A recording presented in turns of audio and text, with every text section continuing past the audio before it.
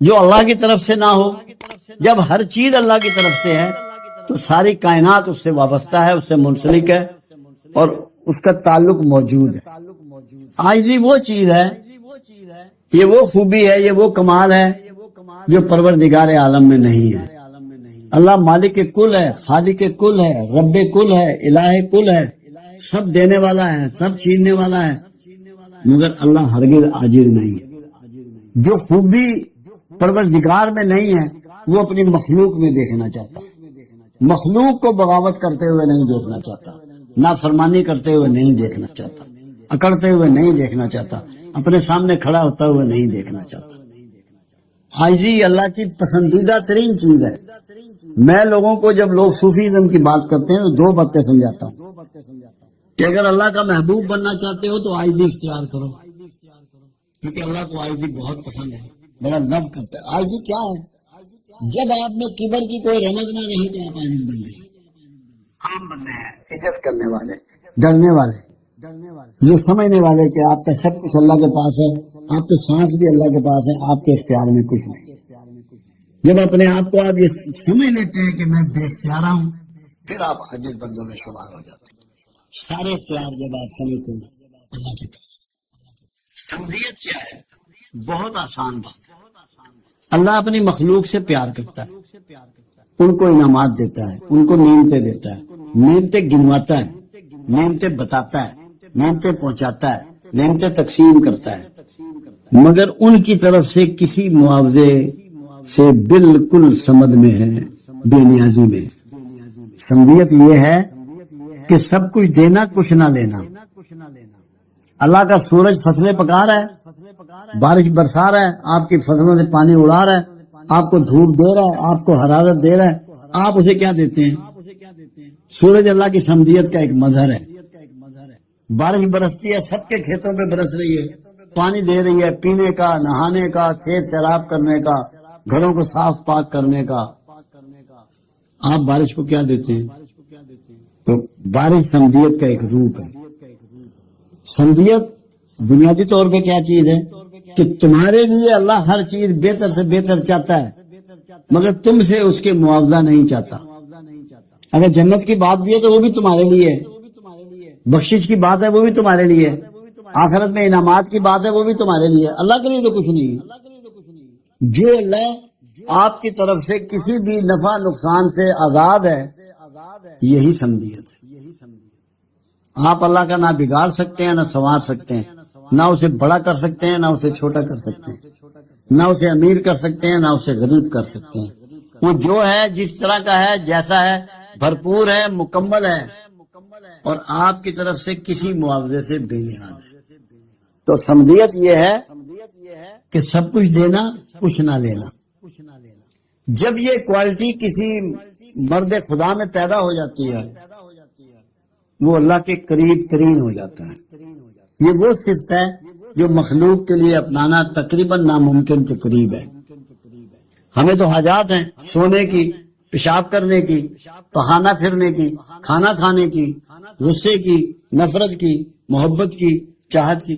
ہماری تو بہت سی حاجات ہیں، ہم تو اولاد کی محبت میں مجبور ہیں. تو جو حاجات میں پھنسا ہوا ہے وہ سمجھ نہیں ہو سکتا. جو اس کی کوشش کرتا ہے وہ اللہ کے قریب ہو جاتا ہے، کیونکہ یہ اللہ کی وہ صفت ہے جو کسی مخلوق میں نہیں ہوتی. تو جو مخلوق اس صفت کو اپنے اندر پیدا کرنے کی کوشش کرتی ہے کہ دو کو دیتا ہے، لیتا نہیں، کچھ بھی نہیں لیتا، صرف دینے پہ کمر باندھ لی ہے، وہ سمجھیت کی پریکٹس کے نزدیک ہو جاتا ہے. اب تیسری بات آپ نے کی ہے توحید. دو چیزیں ہوتی ہیں، ایک پرسنالٹی ہوتی ہے، ایک اتھارٹی ہوتی ہے. دونوں میں جب اللہ تنہا ہوتا ہے تو تب توحید مکمل ہوتی ہے. پرسنالٹی میں کوئی بیٹا نہیں اللہ کا، کوئی باپ نہیں اللہ کا، کوئی بہن نہیں اللہ کی، کوئی بیوی نہیں اللہ کی، کوئی اولاد نہیں اللہ کی. یہ پرسنالٹی ہے. اس کے نسب میں کوئی نہیں ہے، وہ اکیلا ہے. نہ اس کو کسی نے پیدا کیا اور نہ اس نے کسی کو اس طرح پیدا کیا نسب سے، جیسے ماں باپ کے بچے پیدا ہوتے ہیں. یہ توحید کا ایک پہلو ہے. دوسرا توحید کا پہلو ہے یہ، اس میں لوگوں نے جیسے عیسیٰ علیہ السلام کو لوگوں نے اللہ کا بیٹا کہہ دیا، توحید سے نکل گئے۔ دوسری توحید ہوتی ہے اتھارٹی، رب وہی ہے اور کوئی رب نہیں ہے۔ رب کہتے ہیں دینے والے کو، چھیننے والے کو، پالنے والے کو، پہنچانے والے کو۔ جب ہم اس میں کسی کو اتھارٹی میں شریک کرتے ہیں تو بھی توحید کو ڈیمیج کرتے ہیں، شرک میں مبتلا ہو جاتے ہیں۔ اس میں لوگ ہمارے ہاں بے شمار ایسے ہیں جنہوں نے بت تراش لیے کہ یہ بارش کرنے والا بت ہے، یہ اولاد دینے والا بت ہے، یہ کھیتوں میں فصل دینے والا بت ہے، تو وہ توحید ختم ہو۔ سب اتھارٹی اللہ کو ساتھ ماننا کہ اللہ ہی دینے والا ہے، اللہ ہی چھیننے والا ہے، وہی رب ہے۔ وہ آپ سے اس کا ایگریمنٹ بھی یہی ہے، الستو بربکم، کہ آپ کے نزدیک صوفی کی تعریف کیا ہے؟ میں نے کہا ایک ایسا شخص جس کے ہاتھ میں لالٹین ہے اور رات کے اندھیرے میں گھوم رہا ہے اور آوازیں لگا رہا ہے کہ جاگتے رہو، جاگتے رہو، اور لالٹین اس لیے ہے کہ تاکہ آپ کو روشنی دے سکے، مگر آپ کو جگانا مقصود ہے۔ میں ایک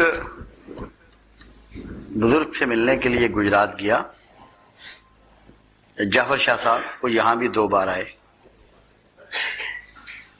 تو انہوں نے مجھے 2 باتیں کہیں، مجھے آج بھی یاد ہے، یاد نہیں ہے بلکہ یاد رہتی ہے۔ انہوں نے فرمایا غافل نہ ہونا، غافل نہ ہونا، ڈرتے رہنا۔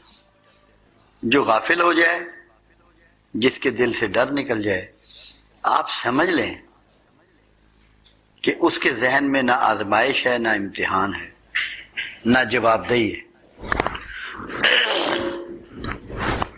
جس کو جواب دہی کا تصور موجود ہے وہ انشاءاللہ آزمائش پہ پورا اترے گا۔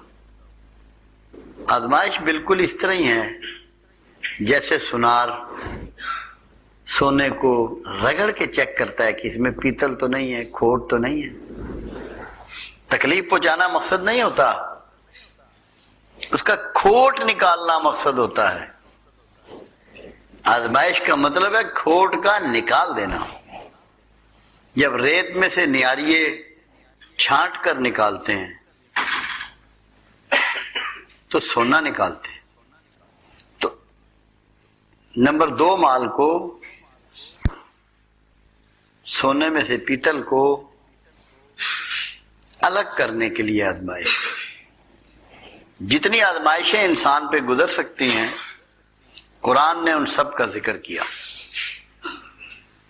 کہ میں تمہیں آزماؤں گا مال کے نقصان سے، میں تمہیں آزماؤں گا خوف سے، میں تمہیں آزماؤں گا عزت کے خوف سے، عزت کے نقصان سے، میں تمہیں آزماؤں گا تمہاری اولاد کے نقصان سے، میں تمہیں آزماؤں گا تمہارے اموال جن کو گھوڑے، زمینیں، کھیت، کھلیان، باغات سے، میں تمہیں آزماؤں گا جان کے نقصان سے۔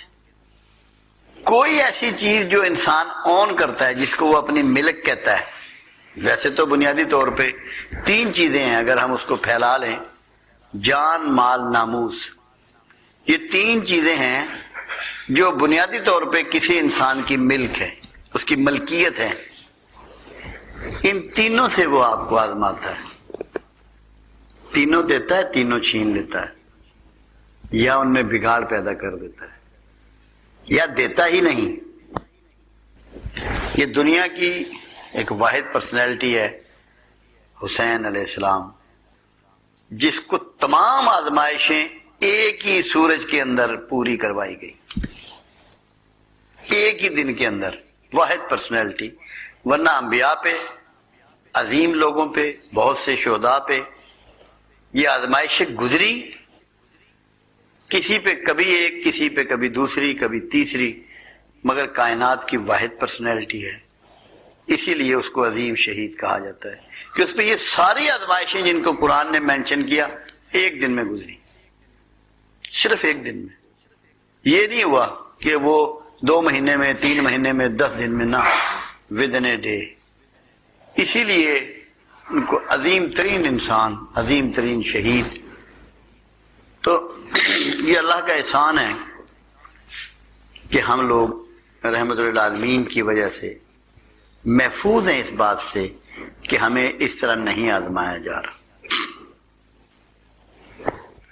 اگر آپ کا یقین کامل ہے، آپ کی سوچ کامل ہے، آپ کا ایمان کامل ہے، آپ کے راستہ درست ہے، پھر آزمائش ترقی کے لیے. اور اگر یہ سب کچھ غیر درست ہے، اس میں سچائی نہیں ہے، حق نہیں ہے، ایقان نہیں ہے، ایمان نہیں ہے، تو یہی آزمائش سزا کے لیے ہے. آزمائش آپ کی ایمانی کیفیت سے اس کا مفہوم و معنی بدل جاتے ہیں. یہ بڑا نازک کام ہے. یہ ہمیشہ ذہن میں رکھیں کہ آپ کو آزمایا ضرور جائے گا.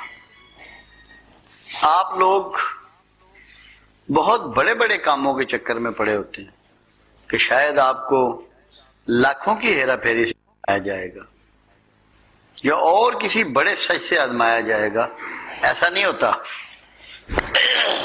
زندگی کے بالکل روٹین میں، روز مرہ کے معمولات میں، چھوٹے چھوٹے کاموں میں آپ کو آزمایا جاتا ہے. کیوں؟ بڑی برائی وہی کرتا ہے جو چھوٹی برائی کرتا ہے. جس طرح کی آپ کو عادات بن جائیں گی، یہی آخر اپنی انتہا کو پہنچیں گی اور آپ بڑی برائیاں کر بیٹھیں گے. جتنے لوگ آج کل آپ کو خرابیوں والے نظر آتے ہیں، کرپشن والے نظر آتے ہیں، لوگوں کو نقصان اور دکھ دینے والے نظر آتے ہیں، آپ یقین کریں کبھی ان کا بچپن اور جوانی آپ ٹٹولیں، آپ کو مل جائے گا، پتہ لگ جائے گا کہ یہ ہیبٹس ان کو اسی عمر سے پڑ گئی تھی. جب بڑا چانس ملا تو بڑی ہو گئی. تو آپ جب بھی دوراہے پر آ جائیں کہ میں یہ کام کروں یا نہ کروں، وہی آپ کی آزمائش، وہی آپ کا ٹیسٹ ہے. وہ گھر کے معاملات میں ہو، باہر کے معاملات میں ہو، بیچنے کے معاملے میں ہو، خریدنے کے معاملے میں ہو، لوگوں سے معاملات طے کرنے ہو، جو بھی ہو، واٹس ایور. وہ بہت چھوٹا مسئلہ بھی ہو سکتا ہے، کسی کھیل کا ٹاس بھی ہو سکتا ہے، کسی وکٹ کے گر جانے پہ کنفرمیشن بھی ہو سکتی ہے. جب تک آپ اندر سے اپنے آپ کو چینج کرنے کے لیے تیار نہ ہو، آپ کی زندگی کی ڈگر نہیں بدلتی. کیونکہ اصول یہ ہے، سب سے پہلے انسان کی سوچ تبدیل ہوتی ہے. جب اس کی سوچ تبدیل ہوتی ہے، پھر وہ اس کے مطابق ارادے باندھتا ہے، پروگرامنگ کرتا ہے، پھر پروگرام تبدیل ہوتا ہے، پھر تیسری کیٹیگری میں عمل آتا ہے، پھر وہ اس پروگرام پہ عمل کرتا ہے. جب تک سوچ ہی نہ بدلے، اندر فیلنگ ہی ڈیولپ نہ ہو، تو کبھی بھی بندے میں تبدیلی نہیں آ سکتی. عمر فاروق رضی اللہ تعالیٰ عنہ جب تلوار لے کے دار ارقم کی طرف آ رہے تھے اور اس کی دروازے کی جو ایک وہ گیپ جو ہوتا ہے، اس میں سے لوگ ان کو دیکھ رہے تھے اور رسول اللہ صلی اللہ علیہ وسلم سے فرما رہے تھے کہ یا رسول اللہ عمر آ رہا ہے ننگی تلوار لیے. فرمایا آقا نے کہ آنے دو، کیونکہ اللہ کے رسول کو پتہ تھا کہ اس کی سوچ بدل چکی ہے، اس کی سوچ بدل چکی ہے. اس کے بعد ارادہ بدلنا تھا، اور پھر ارادہ بدلا اور پھر ساری کیفیات بدلی. جب تک آپ کی سوچ تبدیل نہیں ہوگی، آپ کا اندر تبدیل نہیں ہوگا، بھلے آپ سارا دن کعبے میں پڑے رہیں. ابو جیل سارا دن کعبۃ اللہ کے اندر سویا رہتا تھا. یہاں فرق نہیں آیا تو پروگرام میں بھی فرق نہیں آیا. جس کو یہ آرزو ہے کہ میں اپنے آپ کو بدل ڈالوں، اللہ کے اچھے اور پاک لوگوں میں اور مقدس لوگوں میں اور مقرب لوگوں میں میرا شمار شروع ہو جائے، وہ اپنی سوچوں پہ غور کرے، وہ دیکھے کہ اس کا دل کس طرف مائل ہے. اس کے دماغ میں کیا خیالات آتے ہیں، کس حد تک وہ غور و فکر کرتا ہے. جب اس کی سوچ بدل جائے گی، اس کے اندر کے سے وہ اس میں اس بات پہ ایگری کر جائے گا کہ مجھے اپنے آپ کو تبدیل کرنا ہے. اس کا لٹریچر بدل جائے گا امیڈیٹلی. جو کتابیں وہ پہلے پڑھتا ہے وہ کچھ اور پڑھنے لگ پڑے گا. اس کی سنگت بدل جائے گی، جن لوگوں میں وہ پہلے بیٹھتا ہے ان کو چھوڑ دے گا. ایسے لوگوں کے پاس چلا جائے گا کہ جو اس کے پروگرام کو نئے انداز میں مینج کر سکے. اس کا لباس بدل جائے گا. لوگوں کے لباس بھی بدل جاتے ہیں. اس کے اوقات بدل جائیں گے، سونے کے، جاگنے کے، سارے اوقات تبدیل ہو جائیں گے. کیا واقعی ایسا ہوتا ہے یا نہیں ہوتا؟ جب آپ کی سوچ بدلتی ہے تو آپ کی ٹائمنگ چینج ہو جاتی ہے یا وہی رہتی ہے؟ آپ کی ٹائمنگ بدل جاتی ہے. جاگنے کی، سونے کی، سو کر اٹھنے کی، کھانے پینے کے انداز بدل جاتے ہیں. آپ کا ظاہر بدل جاتا ہے. جب آپ یہ ارادہ کر لیں کہ میں اپنے آپ کو بدلنے کے لیے تیار ہوں. جو لوگ تیار نہیں تھے وہ سارے مارے گئے. وہ سارے مارے گئے، ایک بھی نہیں بچا ان میں سے. اور جو تیار ہوئے وہ سارے اصحاب رسول بنے. مگر تیار آپ کو بہرحال اپنے آپ کو خود کرنا ہے. اگر اللہ آپ کو تیار کرے تو ایمان جبر ہو جائے گا. دین جبر نہیں ہے. اللہ کہتا ہے چاہے میرا شکر کرو چاہے میرا انکار کرو، جو تمہاری مرضی ہے کرو، میں تمہارے ساتھ زبردستی کرنے کے لیے تیار نہیں. آپ ہدایت اللہ سے طلب کرتے ہیں.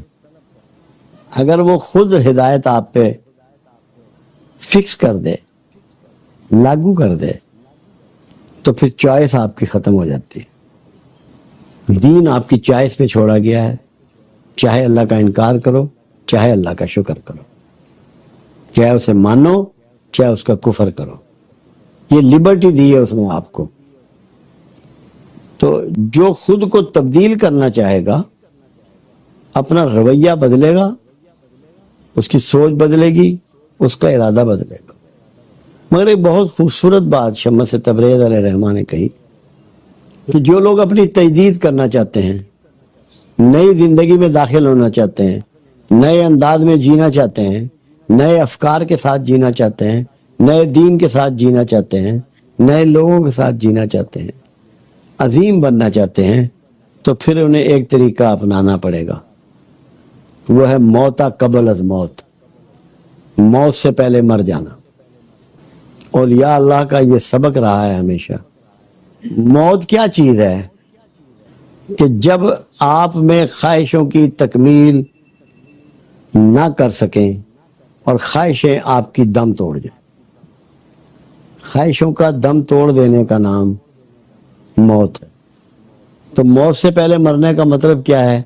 اپنی زندگی میں اپنی خواہشوں کی موت کر دو، خواہشوں کو مار دو.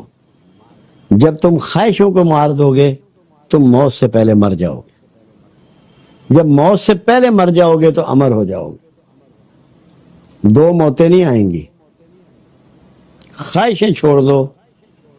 میری ایک کتاب تھی اللہ مل سکتا ہے، اس کی رسم افتتاح تھی تو بانو کسیہ مرحوم کو بلایا تھا. بیمار تھی. میں نے انہیں کہا کہ آپ سٹیج پہ بیٹھ جائیں.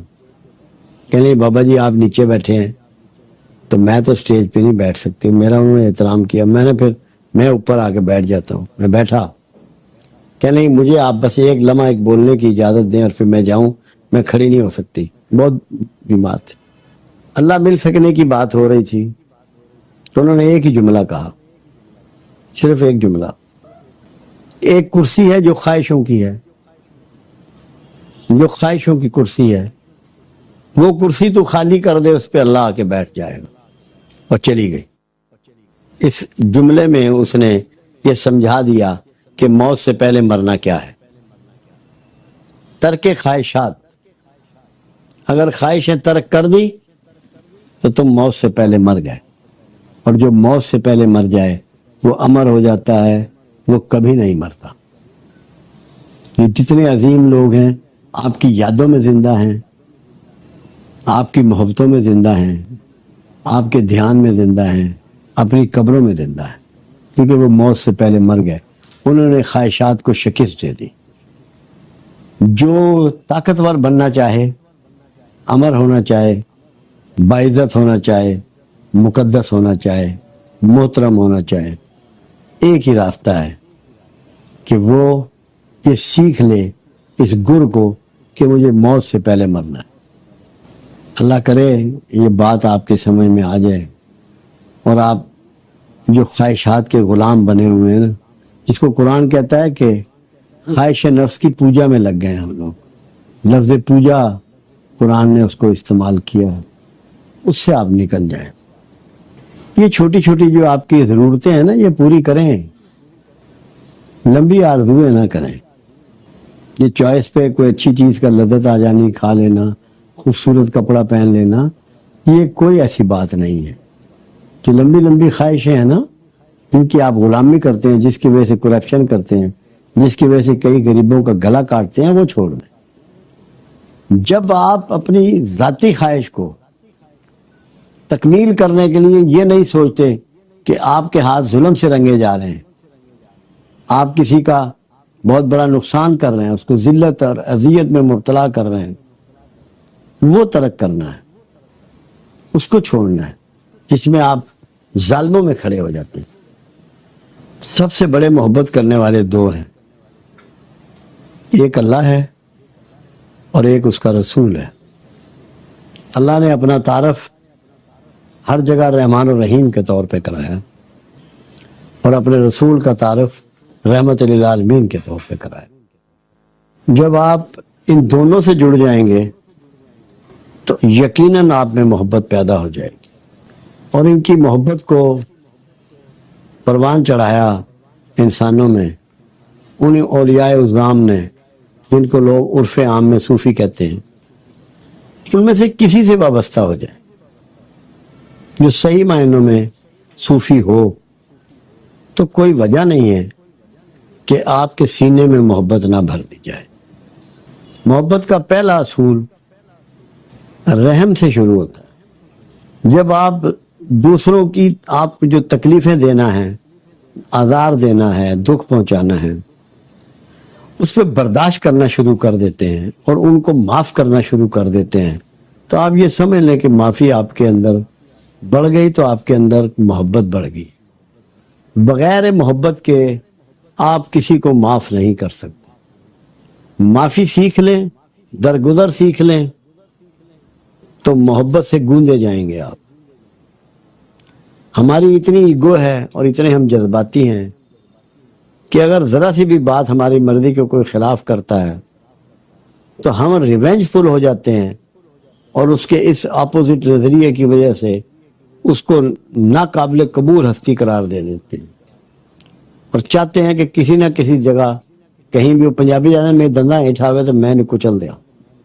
تو محبت کی ابتدا معافی سے ہوتی ہے، یاد رکھیں۔